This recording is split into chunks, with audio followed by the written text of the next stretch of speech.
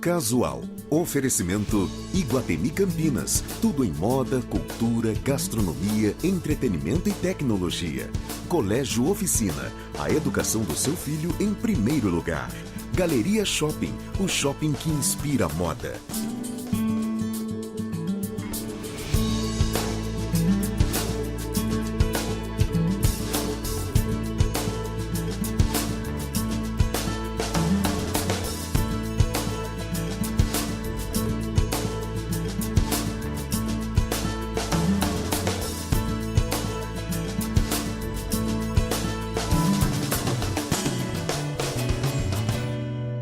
Olá, meus amigos, que prazer estar com você novamente.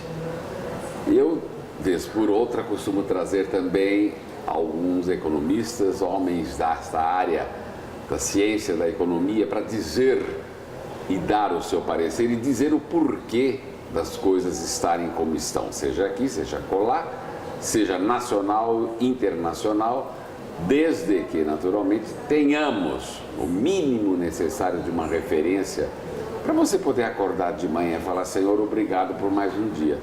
Senão realmente é um desânimo total, né? Todos os dias você só ouve tragédias, problemas, tristezas, roubalheiras, agressões, violência. É uma coisa absurda, é absurda. Então tira o ânimo de qualquer pessoa, não é verdade? O seu não, que você é inteligente com certeza e sabe que para tudo existe um tempo, uma medida e um remédio. Para falar desta economia, desse momento tão convulsionado da política econômica deste país, eu convidei o economista Guilherme Damasceno, que vocês naturalmente o conhecem através dos seus trabalhos televisivos. É um prazer tê-lo aqui. Prazer é meu. Seja bem-vindo. Obrigado pelo convite. Eu é que agradeço e de cara eu vou lhe perguntando a origem da crise brasileira. Onde está? Qual é a origem deste problema? A crise que a gente está vivendo hoje, ela está acontecendo por uma série de fatores, né? O principal, acho que é o fiasco da política econômica do governo federal. Ficou evidenciado que ela não deu certo, essa política econômica.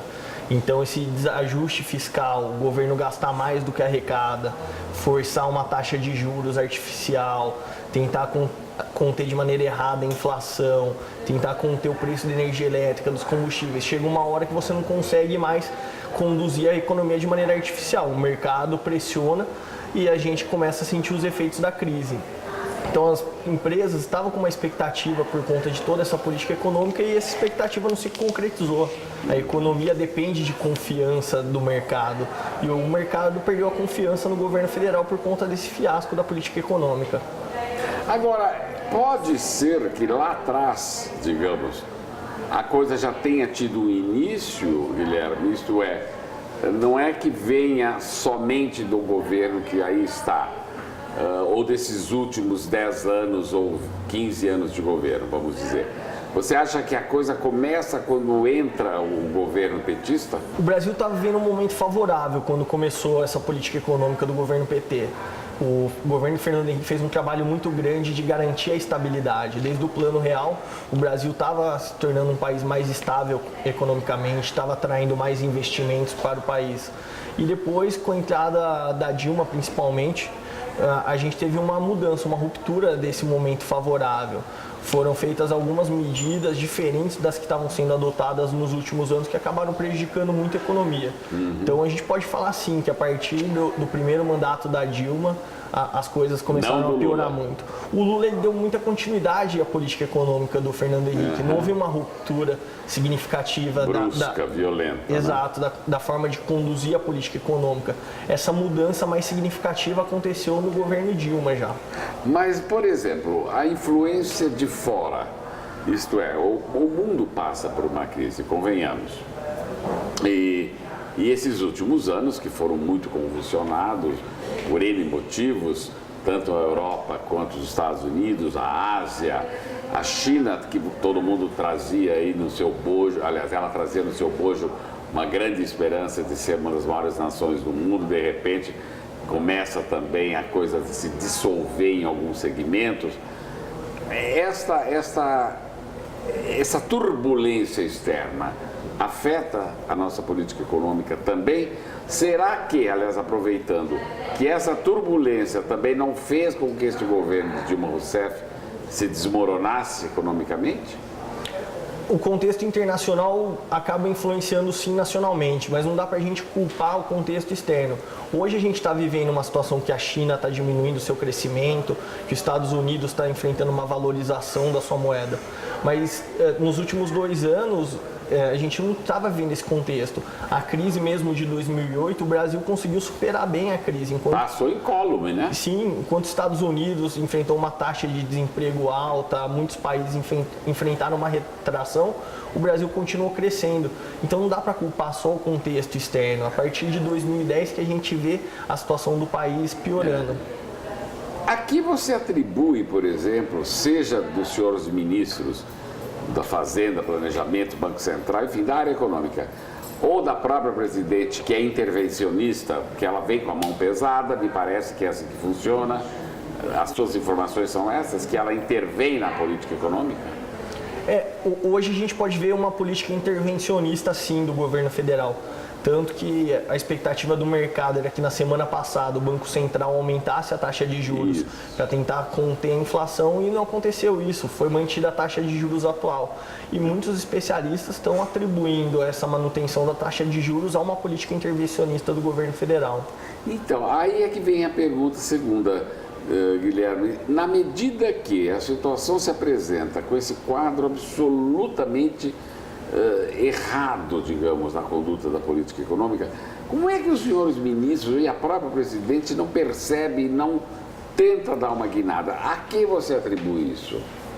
Hoje a gente precisa de uma ruptura significativa para tentar dar outro rumo. Então, enquanto a gente não mostrar uma política econômica séria, clara, transparente, que corte a própria carne do governo, por exemplo, a presidente Dilma afirmou alguns meses atrás que ia diminuir o número de ministérios, cortar o número de funcionários comissionados do governo. Isso na campanha. Antes da campanha, antes da campanha. E até hoje a gente não viu isso acontecer. Então, enquanto o governo não tiver uma política econômica séria e de fato cumprir aquilo que está afirmando, está prometendo, é difícil a gente ter uma mudança significativa. E com essa instabilidade política que a gente está vivendo hoje, é muito difícil que o governo promova essas mudanças necessárias. O governo hoje está precisando de apoio de ministérios, de funcionários comissionados no âmbito do governo federal. Então, dificilmente a gente vai ver essas mudanças que precisam ser feitas. Na medida que isso não acontece, Guilherme, até onde podemos chegar? Qual é o que você pode perceber que esse caminho desastroso vai nos levar para algum buraco, para algum caos, um buraco negro? Qual é a sua opinião? A expectativa, infelizmente, é negativa, Almir.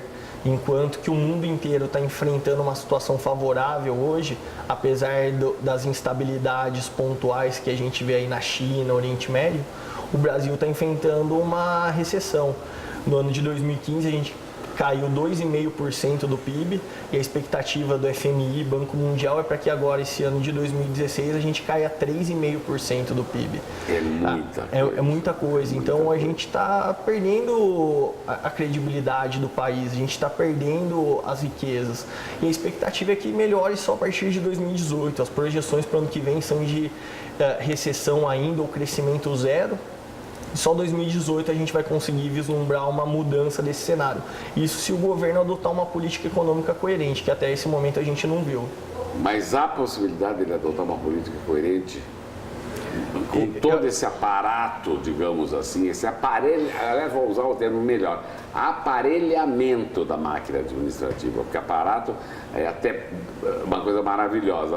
Agora, pejorativo é o aparelhamento desta forma, sabe, poderosa que foi feita no governo. Eu acho que a gente precisa torcer que consiga, porque do contrário, a tendência é a situação piorar cada vez mais. E se a gente não tivesse... Sobrevive, mas a duras penas, né? Eu acho que a gente está enfrentando cada vez mais dificuldade. Só quem vai no supermercado, faz as compras, vê a real situação do problema, né? Hoje a inflação está correndo boa parte dos nossos rendimentos, né? Acho que o terror que a gente vivia na década de 90, a gente está está voltando a viver. A inflação acumulada do ano de 2015 foi de 10,67%. É muito alto. O teto da meta é de 6,5%, a meta de inflação é 4,5%. Então, peraí, a gente está muito acima do que deveria estar. E o governo até agora não mostrou que é capaz de conter isso. Dicas que você daria, digamos, para o nosso telespectador para que ele consiga sobreviver a essa crise? Acho que a dica mais importante nesse momento é conseguir poupar. Então, se conseguir economizar um pouco dos seus rendimentos, fazer uma poupança, porque nesse momento de crise a gente nunca sabe o que vai acontecer amanhã, né? A gente não sabe se infelizmente a gente pode perder o nosso emprego, se a gente vai ter mais dificuldade de compra. Então a dica é poupar, gastar de maneira consciente. Outra dica que está muito relacionada, primeiro, é a gente cortar aquilo que não é essencial, né? Então rever os nossos gastos, fazer um planejamento financeiro e ver como que a gente pode viver sem tanto excesso, né? E acho que isso daí é o principal. Outra dica é estar sempre comparando os preços. Com essa inflação que a gente está vivendo hoje, a gente consegue ver mudanças significativas de preço de um lugar para o outro. Pesquisa de mercado. Fazer mesmo, uma né? pesquisa de preços, sempre gastar de maneira consciente. Isso daí é muito importante. E esperar para ver o que vai acontecer. Não tomar nenhuma decisão precipitada, tomar cuidado com comprometimentos financeiros de longo prazo, então pensar muito bem antes de comprar um carro, comprar um imóvel, não fazer dívidas. Certo. Isso daí é muito importante. E se por acaso a gente se endividar, precisar recorrer a um empréstimo, alguma coisa, também comparar bem antes de escolher. A gente consegue ver mudanças significativas de um banco para o outro. Os juros bancários é muito alto, tomar muito cuidado para não cair no cheque especial, se atolar no cartão de crédito. Então isso daí é muito importante, essas são dicas preciosas aí para esse ano. Guilherme, e o investimento? Você aconselha investimento, os mais conservadores, naturalmente, para a média da população? Existem alguns investimentos conservadores que podem ser feitos hoje em dia que estão com uma rentabilidade muito boa. É o caso do Tesouro Direto, por exemplo, com a taxa... Mas são bancos menores, né, que fazem, né? Não, a gente consegue fazer direto através dos bancos grandes, Banco Central, Tesouro mesmo. Se a gente procurar na nossa própria agência bancária, a gente consegue ver algumas alternativas. E você pode negociar diretamente com o Tesouro, né, a compra desses títulos. E com a taxa de juros do jeito que está hoje, banco. Pode ser através do seu próprio banco. Sim. É legal conversar com o seu gerente e pesquisar bastante as opções. Mas hoje, com os juros elevados que a gente está, vale a pena fazer algumas aplicações conservadoras, que vão dar uma rentabilidade boa. Isso dê nome aos bois, algumas explicações conservadoras. Os CDBs estão valendo a pena, mesmo a poupança, às vezes. Poupança muito baixa, né? É uma baixa, mas é uma aplicação segura, né? Com juros elevados do jeito que está com uma rentabilidade boa. Mas a gente consegue algumas aplicações como CDBs, os títulos, que além de corrigir a inflação, pagam acima da inflação uma rentabilidade interessante. Então vale a pena pesquisar, varia muito de instituição para instituição. Tá ótimo. E o mais, rezar muito, né? Pedir a Deus que nos ajude, que nos dê uma luz no fim do túnel. Guilherme Damasceno, economista da Melhor Cepa, que aqui está. Muito obrigado por ter vindo e sugestões preciosas. E você que está em casa aí sentadinho nos ouvindo, obrigado por ter participado conosco. E eu tenho apenas a acrescentar o seguinte: seguir os conselhos do economista, mas também você rever os seus valores, porque as mudanças elas começam de dentro para fora e da casa para a rua. Quer dizer, as mudanças precisam começar com você mudando, você primeiramente, sua ótica, sua posição, suas convicções políticas, sociais. Este ano é ano de eleições, vê em quem vota, quem você vai colocar lá, não é verdade, Guilherme? Com certeza. Isso é importantíssimo, porque se você vai votando no primeiro que te oferece o céu, você pode ter certeza que nem o inferno você vai ganhar. Então, realmente é preciso muita atenção. E eu volto no próximo programa com novas entrevistas aqui em Casual. Obrigado por ter vindo. Obrigado, Almir.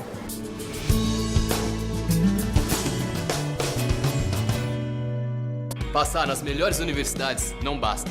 Com a Oficina do Estudante, você gabarita. São 316 aprovados na Unicamp, e 284 aprovados na USP. Venha para a Oficina do Estudante. Na Oficina Gabaritamos!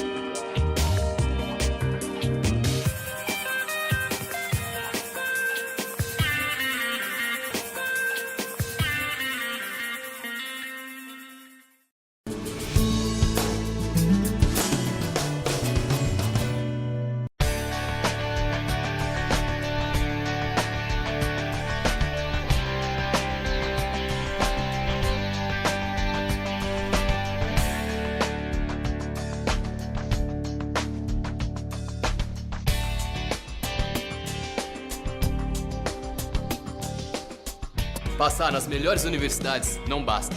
Com a Oficina do Estudante, você gabarita. São 316 aprovados na Unicamp e 284 aprovados na USP. Venha para a Oficina do Estudante. Na Oficina Gabaritamos!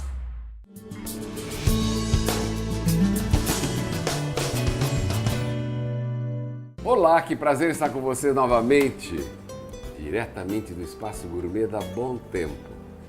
Esse lugar de alquimia, de mágicas gastronômicas, é aqui que tudo acontece. E justamente por isso que eu trago sempre gente boa, que cozinha bem, que tem novidades para vocês. E hoje convidei o Rafael, que é um jovem cozinheiro, que vem fazer um prato aí que tá com cara de ser um risoto, é isso mesmo? Isso mesmo, um risoto que se chama rovato. Tudo bem? Tudo bem. Piola. Piola. É piola ou piola? Piola. E que risoto que você vai fazer? Hoje eu vou fazer o rovato. O rovato que é com linguiça. Que é com calabresa, isso, linguiça. Aí, assim, a gente tem aqui, a gente usa para fazer o rovato. Vamos lá. Calabresa, 100 gramas de calabresa, 150 gramas de arroz arbóreo, 40 gramas de manteiga, 40 gramas de cebola, aqui vai 20 gramas de salsinha, 40 gramas de parmesão, molho e rúcula para finalizar aí a carinha do nosso risoto.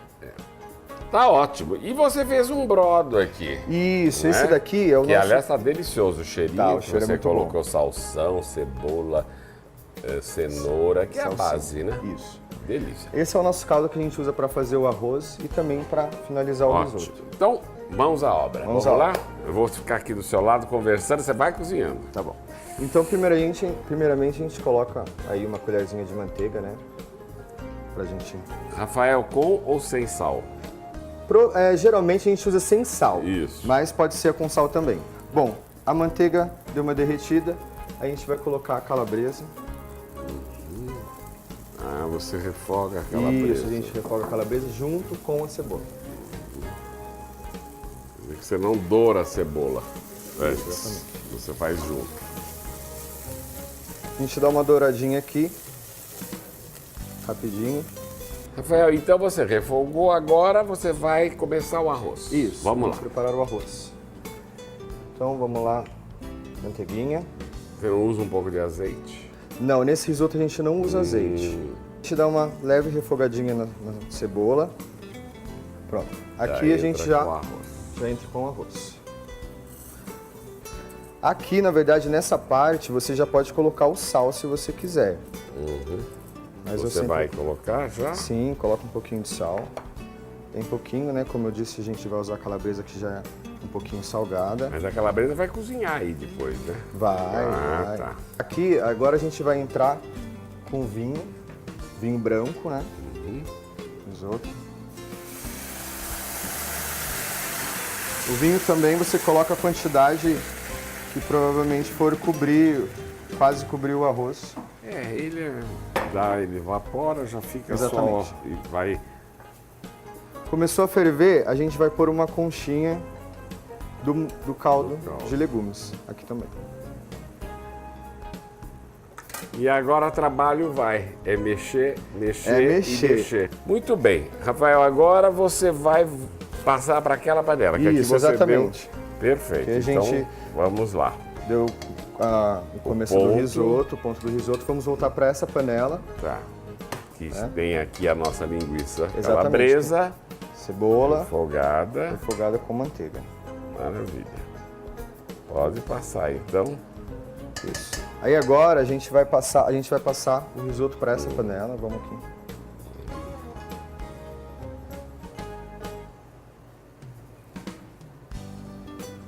Aí aqui a gente tem a cebola, né? A calabresa, risotinho feito na manteiga. Vou começar a mexer aqui. Sempre mexendo bem o risoto para ele não grudar no fundo da panela. E colocando aos poucos o caldo, né? Exatamente. Agora, junto com o caldo de legumes, a gente vai pôr também uma concha de molho de tomate. Uma concha já é o suficiente. Então aqui já começa, pode ver que ele já começa dando uma secadinha.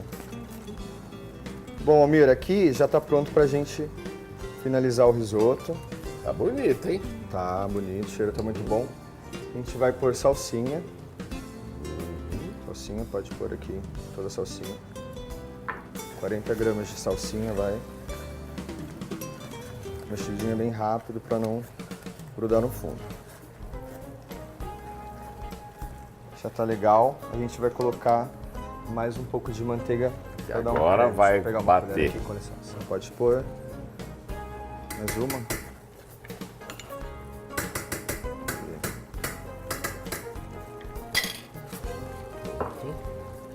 E aí você dá um brilho, a manteiga dá brilho. Exatamente. Também, deixa o risoto bem cremoso. Muito bom. Deixa ele com um brilho bem bonito.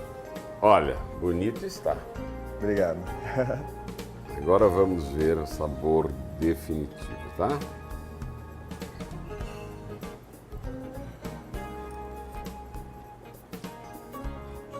Eu sou guloso, eu nem soprei.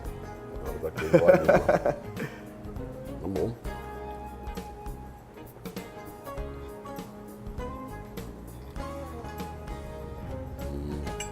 Muito bom. Bom, obrigado. Parabéns. Obrigado. Gostaram, né? Não tem como não gostar. Uma coisa só tem coisa boa. Se você gostou, você pode ir lá na Piola. Nas duas casas tem? Tem. O cardápio ele é universal, na verdade. Todos os Piolas é o mesmo cardápio. Então tá aí. Ou você come lá, gostoso, bem sentado, bem servido, com gente bonita, gente fervida, antenada, moderna, que eu sei que lá tem uma modernidade de frequentadores. Sim, bastante. Então deve ser super delicioso. E você come essa vida gostosa, confraterniza, toma seu drink e seja feliz. Rafael, muito obrigado por ter vindo. Obrigado você pelo convite, agradeço. E você está convidado aí no Piola Alphaville ou no Cambuí, a gente espera lá você. Olá. Chefe por um dia, diretamente do Espaço Gourmet da Bom Tempo, para você.